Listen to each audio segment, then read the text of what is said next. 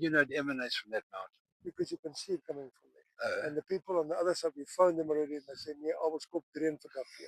So they can see people on the other side of the district maybe can say, yeah. "You call me dunk. Listen out, it's coming." People from far off, people on the other side, the Prieska Road have said they Okay. heard the mouth. Really? Yeah. It gets heard quite far, but then you come and know within 7 days, 7 to 10 days, you come and it all depends on the intensity of the.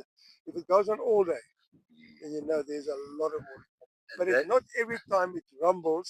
Every time it rumbles, we have rain. yes. But every time it's rain, we don't necessarily always hear the rumble. But when that's rumble, Okay. we've had people who wanted to come and do studies and stuff here. Yeah. The story goes there's a hole on top of the mountain, Yes. and then, but there's nothing on top. Yeah, It's not volcanic, nothing. Uh, But why it rumbles, I don't know. I've got no idea. But that is a Kenyan story. Anybody in Carnarvon, any farmer around there will tell you. As I will skop dreen, as die weer op pad.